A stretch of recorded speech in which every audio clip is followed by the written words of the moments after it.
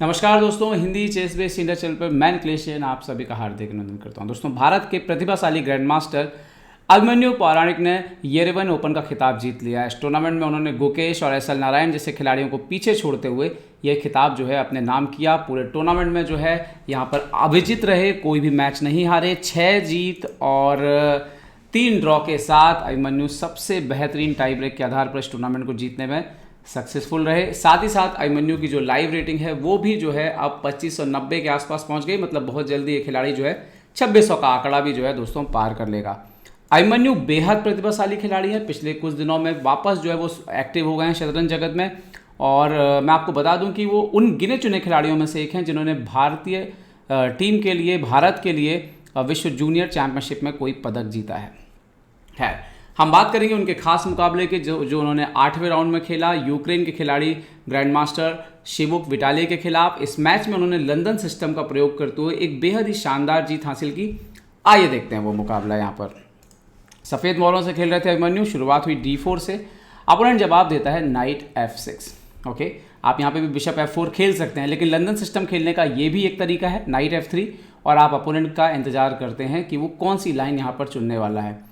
D5 अगर वो खेलता है तो आप चाहे तो स्लाव या दूसरी लाइंस में भी जा सकते हैं, QGD में जा सकते हैं। लेकिन अगर अपन इंतजार करता है तो यहाँ पर एक अच्छा ऑप्शन जो है बिशप F4, मतलब लंदन सिस्टम में यहाँ पे भी एंटर करना जो है वो एक ऑप्शन होता है। ओके, अभी भी अपोनेंट D5 खेल सकता है, लेकिन यहाँ पर उनके अपोनेंट जो है वो लाइन चुनते हैं यहाँ पर B6। ओके, ठीक है, तो यहाँ पर कंटिन्यू करते हैं E3। अपने लाइट कलर के बिशप को निकाला यहाँ पर अभिमन्यु ने। बिशप E7, तो जैसे बिशप E7 खेला तो यहाँ पर अभिमन्यु खेलते हैं H3। मतलब जो लंदन सिस्टम में जो अब आपका बिशप है उसके लिए जगह बना लेते हैं, ताकि कभी अटैक होगा तो बिशप जो है वो पीछे आ जाएगा, कहीं से भी अटैक होगा। और अपोनेंट अभी जो है वो D5 के स्क्वायर को होल्ड कर रहा है, मतलब क्लोज नहीं कर रहा है, क्योंकि उसको भी ये पता है कि ये बिशप जो है ख़राब हो जाता है। तो लंदन सिस्टम में बहुत बार जो एक आइडिया होता है कि लाइट कलर के बिशप को यहाँ से एक्सचेंज कर दिया जाए, वो आइडिया जो है यहाँ पर अभिमन्यु को ही पता है। और एक्चुअली में B6 के पीछे वही आइडिया होता है कि बिशप A6 यहाँ पे आ रहा है। तो सबसे पहले तो उन्होंने कैसल किया उनके अपोनेंट ने। ओके, यहाँ पर अभिमन्यु खेलते हैं C3। यहाँ पर जो कई अदर लाइन है जिसको हम बोले हैं, तो जैसे नाइट BD2 एक लाइन है, बिशप D3 एक लाइन है, पर यहाँ पर C3 का चुनाव किया अभिमन्यु ने, थोड़ा सा स्लो जाते हुए। ओके, अब उन्होंने इमीडिएटली एक्टिव खेला, C5 करके सेंटर को चैलेंज किया, कोई दिक्कत नहीं। यहाँ पर अभिमन्यु एक बहुत ही इंटरेस्टिंग मूव खेलते हैं, वो मूव है A4। अब ये A4 क्यों खेला गया है? क्या वो B5 को रोकना चाहते हैं? नहीं। तो फिर वो ऐसा क्यों करना चाहते हैं? क्या वो B5 के स्क्वायर को कंट्रोल करना चाहते हैं, सपोर्ट देना चाहते हैं किसी को? यस, इसका जवाब है हाँ। क्योंकि अगर बिशप A6 जैसा कि मैच में हुआ, तो यहाँ पर अभिमन्यु नहीं चाहते थे कि वो यहाँ पर बिशप इंटू A6 मारे तो अपोनेंट का नाइट निकल आए, या वो अपोनेंट को अलाउ करें ताकि उनका कैसल टूटे। तो यहाँ पर अभिमन्यु ने वो जगह बनाई बिशप B5, मतलब A4 खेला इसलिए गया था ताकि बिशप को B5 पे ले जाके रखा जा सके। तो अब यहाँ पर शर्त जोड़ दी गई है कि चलिए ठीक है भाई, हम एक्सचेंज करेंगे लेकिन अपनी शर्तों पे करेंगे। ओके, अपोनेंट ने यहाँ पे खेला D6। तो अब यहाँ पर कैसलिंग करने की बारी जो थी वो अभिमन्यु की थी, उन्होंने किया। अपोनेंट ने सेंटर एक्सचेंज किया CD4 ED4। तो अभी यहाँ पर उन्होंने C फाइल पे कोई जोर ना देते हुए E फाइल को ओपन करना जो है बेहतर समझा, तो E इंटू यहाँ पर D4 मारा। ओके, फाइनली जो है अपोनेंट बिशप इंटू B5 मारता है AB5। अब ये पॉन के यहाँ पहुँचने से 2 इंपॉर्टेंट स्क्वायर जो है यहाँ पर ब्लैक को परेशान कर रहे हैं, नाइट आप यहाँ से निकाल नहीं सकते। अब यहाँ पे जो जवाब देना चाहिए था वो था A5, ताकि इस तरीके से आपसे सवाल पूछा जाए कि देखिए या तो आप मार दीजिए, और अगर आप नहीं मारते हैं तो कम से कम मेरा पॉन अब आगे आ गया, तो इस पॉन पे प्रेशर जो है वो नहीं रह जाएगा A7 पे। लेकिन यहाँ से ही सिविक जो विटाली थे वो थोड़ा सा गलत डायरेक्शन में चले गए। उन्होंने खेला नाइट D5। ओके, ठीक है, सबसे पहले बिशप को H2 पे ले जाके वापस बचाया, और पता है कि बिशप बाद में काम आएगा। नाइट C7, और मुझे लगता है यहीं से जो है ओपनिंग के नियम देखिए टूटना चालू हो जाते हैं, जब आपका एक ही पीस ओपनिंग में 1, 2 और 3 बार चल चुका है। ठीक है, और जबकि दूसरा जो घोड़ा है वो अभी तक निकला भी नहीं है। क्वीन B3, B5 को सपोर्ट दिया यहाँ पर अभिमन्यु ने। सो नाइट D7। नाउ C4 करके जो है उन्होंने B5 के स्क्वायर को ना सिर्फ मजबूत कर दिया, बल्कि अपोनेंट को यहाँ पर मजबूर कर दिया है, यहाँ पर मुसीबत में डाल दिया है कि C5 D5 E5 ये सारे स्क्वायर से कहीं से ब्रेक नहीं आ रहा है पोजीशन में।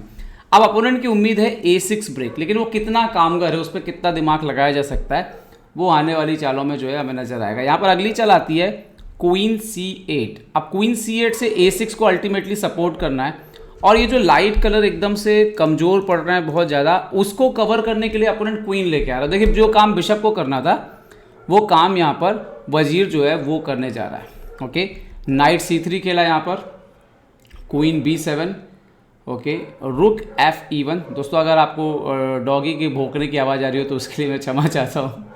ओके, मैं कोशिश करूँगा कि आवाज़ ना आए।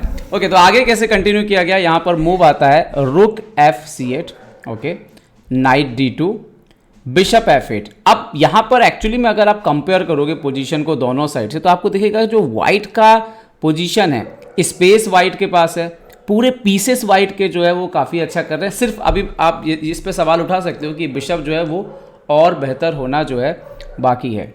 ओके, नाउ नाइट D4 यहाँ पर खेला वाइट ने। ओके, अब आप देखिए एक और चीज़ जो ब्लैक को भी महसूस हो रही है कि कहीं ना कहीं उसके सारे पीसेस जो है वो बोर्ड के इस हिस्से पे आ चुके हैं, ठीक है, और यहाँ पर सिर्फ बिशप जो है वो किंग को गार्ड कर रहा है। हालांकि अभी वाइट के भी पीसेस इतने रेडी नहीं थे कि वाइट अटैक कर पाता, लेकिन ये भी एक पॉइंट है।